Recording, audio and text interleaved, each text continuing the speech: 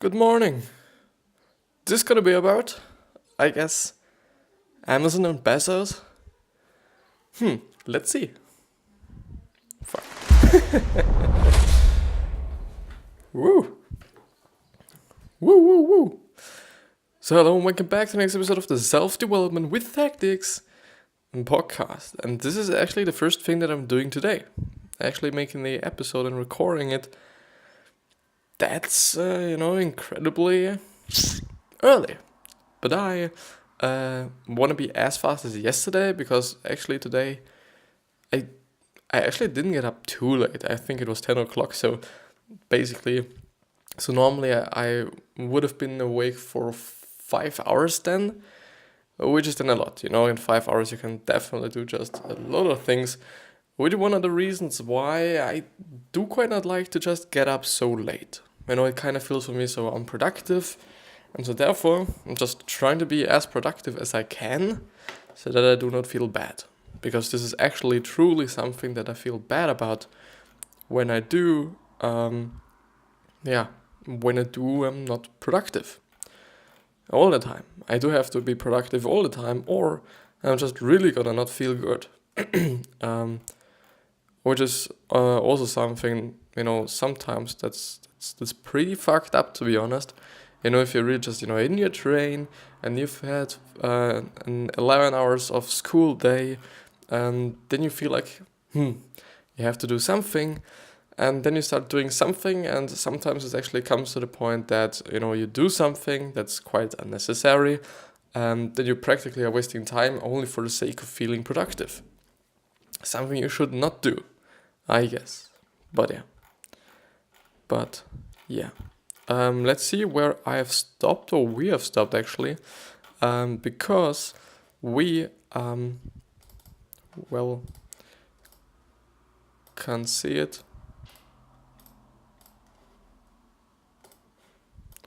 Can't still see it. Now I can see it.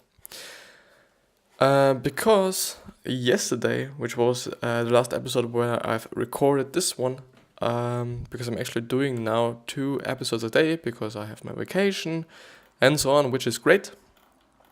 But I actually decided that I'm going ahead with BEZOS principles, which, basically means quite what, why BEZOS is so great, or how he got so great and what his qualities are and characteristics and whatsoever, that we can learn something from that. So me and you.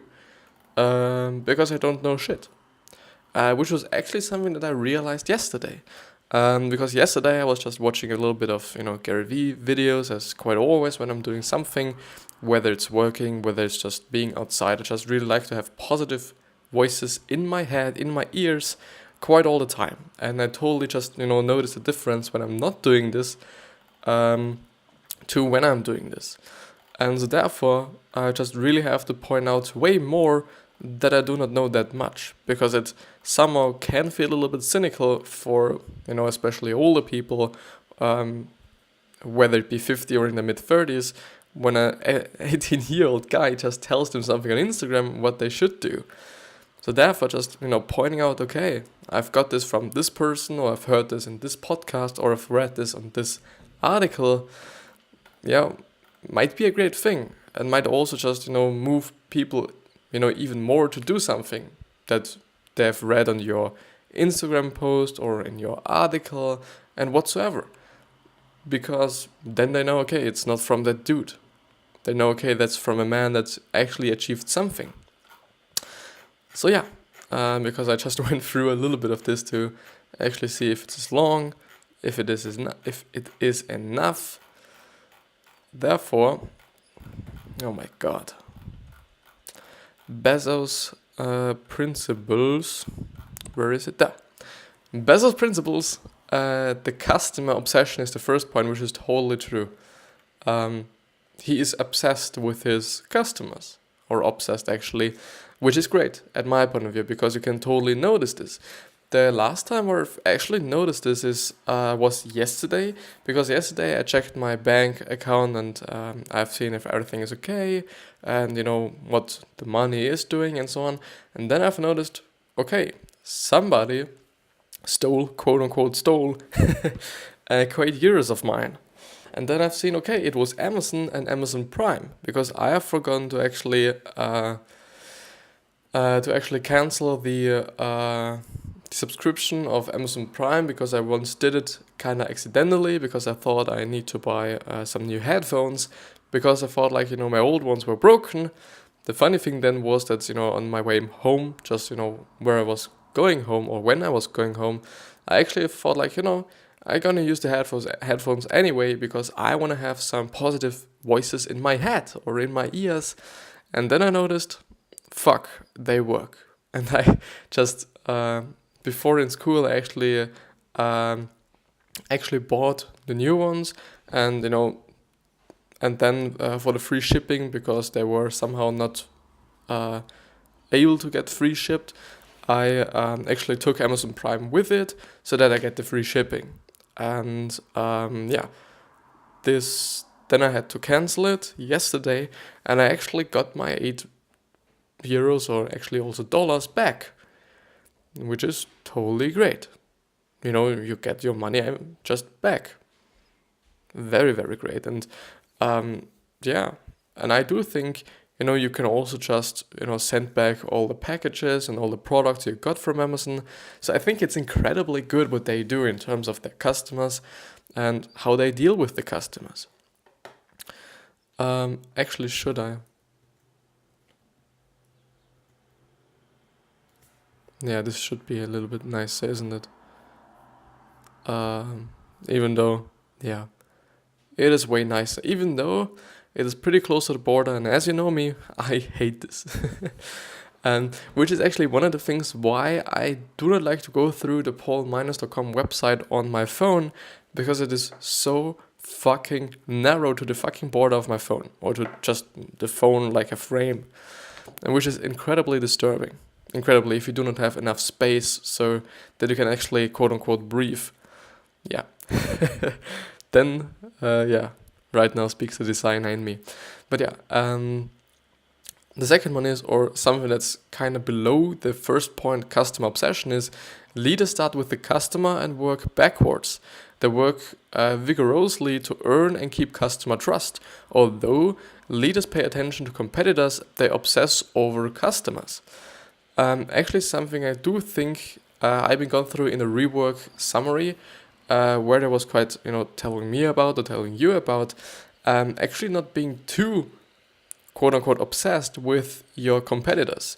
Like, not always watching your competitors and not always watching what they are doing, because you somehow could just get caught up in actually just, giving more attention to your competitors rather than your customers, which is something that you should not do, because your customers are your oxygen, in my point of view, because your customers bring you the cash and or the money, and the money is just something you need as a business or need as a company or whatever.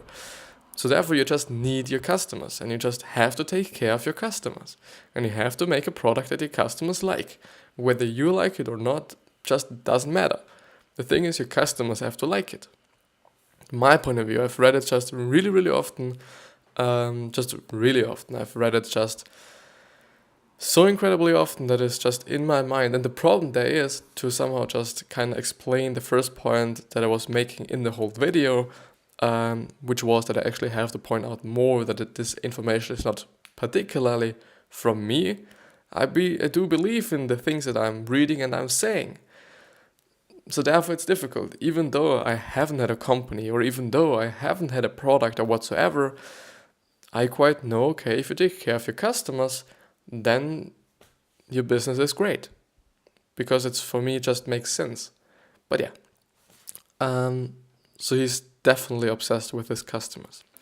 So early in Amazon's life, a publisher executive is angry at Amazon customer reviews, suggesting Bezos doesn't understand his business is to sell books, not trash them. Bezos disagrees. We don't make money, we sell things. We make money when we help customers make purchase decisions. Yeah, makes sense. And actually, I do have to point out that I kind of found this very, very just interesting that Amazon actually bought all the books that they sold initially half the price, or for half the price, which is definitely way less than just, all the other people have to pay for their things. And I do think or I thought after I've read this, if they actually then sold it for, I don't know, 60%, or just to have a little bit of a margin, or if they actually just sold it for the same price as they would just had to buy them. But I think definitely a little bit cheaper, because then people wouldn't have bought the things online, but went to just a shop or just a bookstore and bought it there. He edits press releases, speeches, and shareholder letters to remove anything that does not speak simply and positively to customers. In 1996, on sharing customer data, Mr. Bezos knows his customers will erupt in outrage if he turns over their files to other marketers. The web, he notes, is the ultimate word-of-mouth medium. If someone thinks they are being mistreated by us, they won't tell 5 people, they will tell 5,000 people. Which was something the Wall Street Journal published somehow. In 1998, Amazon rolled out a comparison shopping feature so customers could search for any product even if Amazon didn't carry it. This was eventually axed since executives disliked having customers leave, but today Amazon still allows ads for outside retailers wanting to build a trustworthy reputation. And this actually reminds me of something that Gary Vee is often talking about, which was so incredible for me. It was really fucking incredible for me. The first time I've heard this actually, because it was in a podcast, I thought wow, it is true, but you're fucking destroying your whole business somehow. But it makes sense. And it feels good to do, what he just suggests people to do. Which was, he told a story where he was selling his wine. If you do not know, he initially owned a wine store. First of all, his father owned it, and then he owned it somehow, or he just was the CEO of it, or just managed it and, did all the marketing and whatsoever. But once a customer came up to him and asked him for a certain wine, I guess, or just for a suggestion of him, he actually told the customer that he should go to another wine store because they themselves aren't selling such a good wine that could make the customer happy. And this was just amazing for me, because you just actually tell your customers to go to another company, but this just, you lose a lot of money. And he could have, made some money by just, selling him something. The problem there is, if you really take care of your customer, you would totally tell them, okay, please go to another store because they have a better product than we have. And I think that's okay, because you're taking care of the people. It just feels great for me, and I think it also just feels right for me. It doesn't feel right for me if you just sell them something just to sell them something, even though they maybe wouldn't be that happy with it. But yeah, let's move on. Let's move on with this great summary. So early on, Barnes & Nobles was the giant that promised to quash them. Bezos told staff, "You should wake up worried, terrified every morning. But don't be worried about our competitors, because they are never going to send us any money anyway. Let's be worried about our customers and stay heads down focused." Totally great. I now feel my voice getting a little bit open. I often kind of get in the mood or get in the stage of speaking like this, kind of being a little bit, without breath and without the whole volume I could use through my whole body. Actually, if you're interested in the topic, voice and how to use your voice and how to speak and how to just, use it, I actually made a video on this featuring a book by, I do not remember him, unfortunately, but it was quite a great book, and it was quite interesting to see how you could actually use your voice the quote-unquote right way. I do not think there is a right way, but it was a good way. And so maybe you just type in voice and my name into Google, because I'm not going to just, somehow link it. Maybe I will just,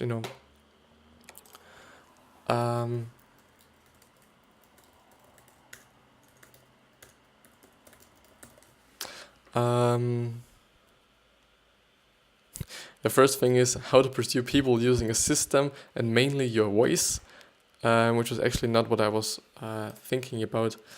But maybe when I just go to videos, how to use your voice correctly.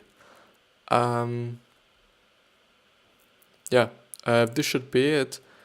And if it is a second episode or the first episode, because I do think it was more than, or was it? I don't remember. It could be like, I've made 2 episodes about it or 1 episode about it.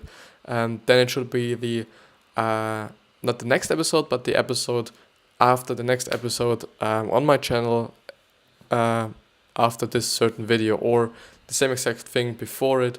And then okay, this was the first one or quite the second one. But in negotiating with Toys R Us in 2000, BEZOS made a show of keeping one chair open at the table for the customer. Quite great, really great.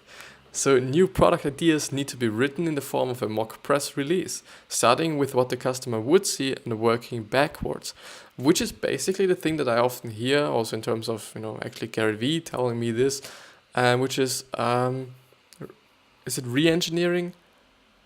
No, it's not re-engineering, but something with engineering, which basically means that you set your goal and then just re-engineer or engineer backwards what you have to do now or what you have to do tomorrow or what you have to do in the day, that you actually somehow get to your goal, in a certain or not certain amount of time. When a user gets an embarrassing email about sex lubricant, BEZOS is willing to shut down the entire profitable email channel. We can build a 100 billion company without sending out a single fucking email. Wow. It's just amazing. He really takes care of the customers.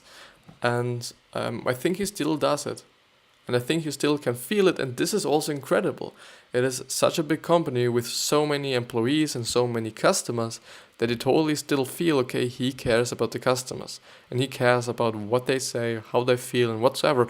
I wonder if they have a great support, even in my country, or even with the German one, because Austria themselves or itself doesn't have an Amazon page actually, because we all have to go to the Amazon.de, which is the German page.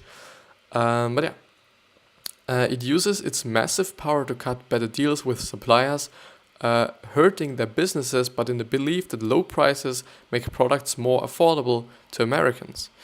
Huge ambition and scope, moonshoot approach, which is quite the second point about what his quite principles are or what his characteristics are. And then the first thing of huge ambition scope is thinking small is a self-fulfilling prophecy, which is a quote of him, I guess. Leaders create and communicate a bold direction that inspires results. They think differently and look around corners for ways to serve customers.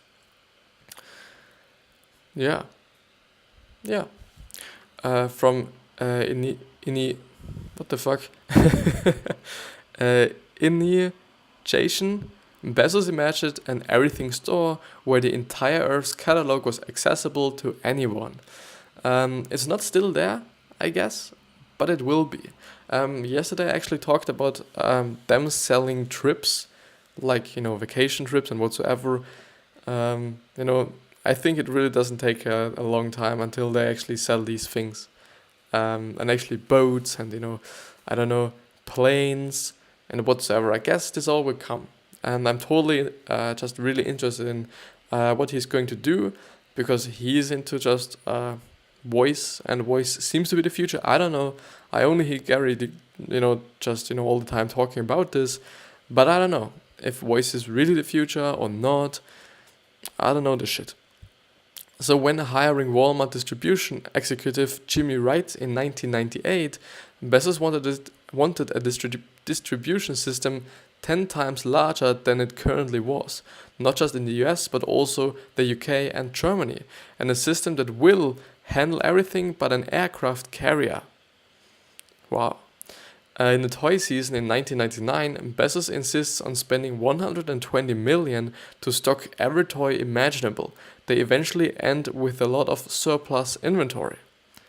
Yeah, I guess so. So when building the AWS S3 system or service, Bezos said, "This has to scale to infinity with no planned downtime, infinity." Sorry, I'm gonna read this just incredibly great now. This has to scale to infinity with no planned downtime, infinity. Like this is right. Oh god. Brad Stone, the future of the company becomes easy to predict. The answer to almost every conceivable question is yes. Will Prime become same day shipping? Yes. Will Amazon one day run its own delivery? Yes. The third point is the boldness, I guess. Or it's just another point of his scope, but with another points below it quite. The boldness. Bezos says, physically I'm a chicken, mentally I'm bold. In its first letter to shareholders, we will make bold rather than timid investment decisions. To eBay and Amazon board member Cook, we are going to win, so you probably want to consider whether to stay on the eBay board. Whether to stay on the eBay board. Yeah, makes sense. I do think, Bezos is the CEO of Amazon, right? Because it would be interesting if he wasn't the CEO, what the actual CEO just is making, quite through his job at Amazon. Because this is the funny thing that I'm quite often talking about, that Tim Cook actually is only an employee at Apple. I guess. He maybe has a lot of shares, I don't fucking know, but he's making 18 fucking millions a year. 18. And this is just amazing, isn't it, for just being quite an employee of a company. Yeah, you are number one. That's, for sure, but you have to be like, if he's making as number one 18 million a year, then theoretically, I'm just assuming now, number 18 would just be able to make $1 million a year, which is totally a lot, which is, how much is it?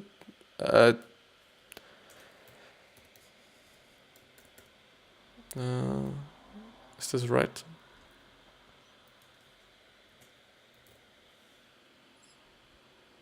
Nah. One, two, three, four, five, six, which would be $83,000 a fucking month.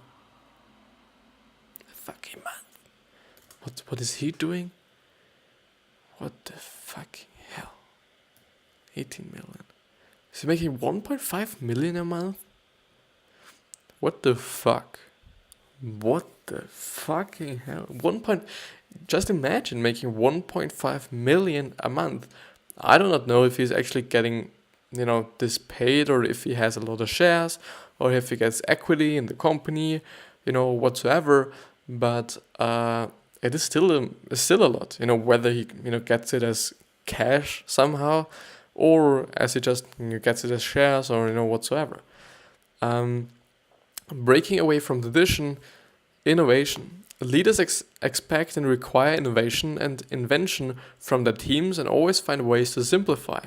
They are extremely aware, look for new ideas from everywhere, and are not limited by not invented here.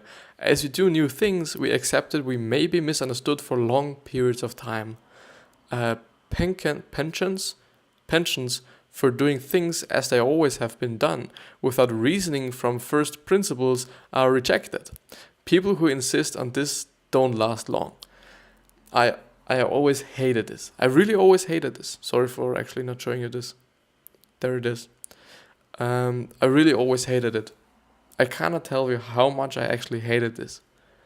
People actually telling me, okay, you have to do it like this because it has always been done like this. Total bullshit. Really total bullshit. why would I do things because some people tell me to do them because they were done just all the time like this? Doesn't make any fucking sense for me. I'm just doing the things like I either want them to do or how they're working the best for me.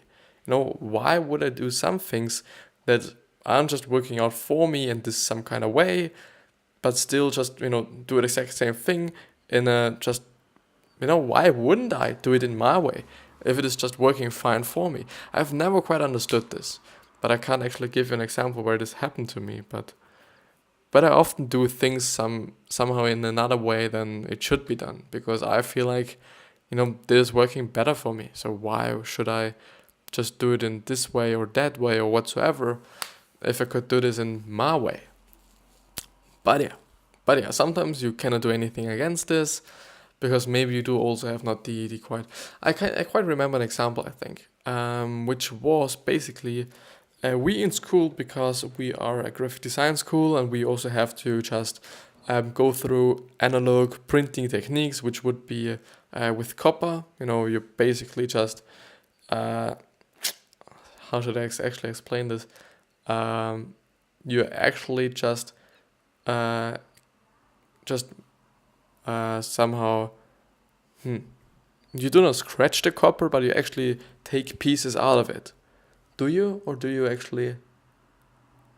Or do you? No, I think you just scratch, the whole copper, and then you basically put paint on it, and then you print it.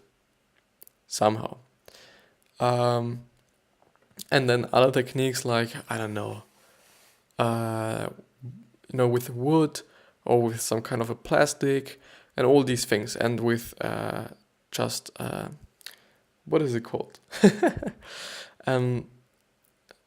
Silk screen printing, yeah, sure, silk screen printing, which was great, which was incredibly great, which was actually, I've printed this t-shirt with it, for a kind of event. It didn't work out like I wanted it to work, to be honest, but it is great. It's great to have, somehow know how all these old just printing techniques, worked and, whatsoever, and then one teacher always tells me, okay, you have to do it like this, or you have to do it like that, or whatsoever.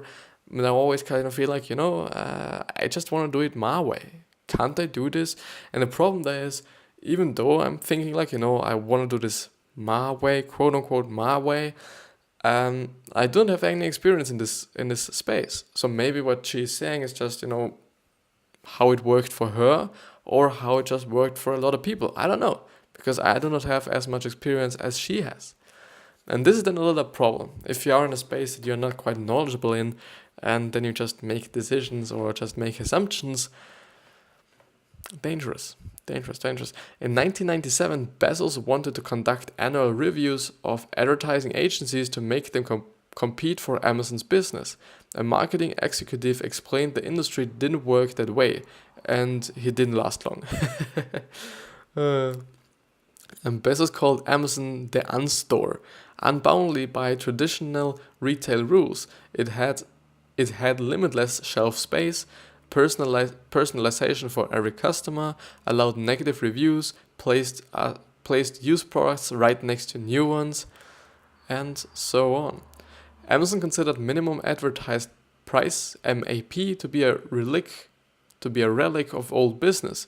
It violated this by hiding prices in a shopping cart and allowing third-party sellers to list lower prices, leading to a torturous relationship with Wusthof. It's WUSTHOF.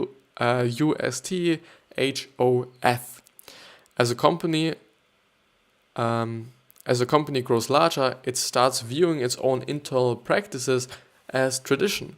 BEZOS dubs this the institutional no, or internal resistance to unorthodox moves or unorthodox moves. He asks each director to share an example of the institutional no from her past. And longtime CIO Rick Dalzell, he is bound only by the laws of physics. He can't change those. Everything else he views as open to discuss. to discussion, which is totally great. And if I've got the right information out of it, he actually asks how the staff is doing and how the people who are working for him are doing, how they are feeling about certain things and whatsoever. And I think this is great. And I really somehow hope that I will get in the position of actually having my own business, even though I'm quite actually pondering around with myself at the time if this is actually something for me, or if I'm just more like an artist, more like someone that is just doing things rather than having a business. But I do somehow hope that I will come into the position and actually just know how this is feeling. It would actually be very interesting. Something that I think a lot of people won't have the opportunity for, to actually have their own business and see what this is like quite. And yeah, this is quite it with the episode. I do hope you've enjoyed it. I hope you've got something out of it. This was actually one of the greatest episodes I had in quite a long time, to be honest, because everything worked out, everything was fine, everything quite went fluently. I liked it. I really liked it. Yeah, I wish you the best health, wealth, happiness, and success. And still do not forget to think about how you're going to be remembered and giving back to the people, because this is important. So, and basically also about your legacy. And with this being said, hope you have a wonderful day, and I'll see you today, maybe, or tomorrow, or yesterday. Haven't seen you yesterday? Never mind. I'll see you.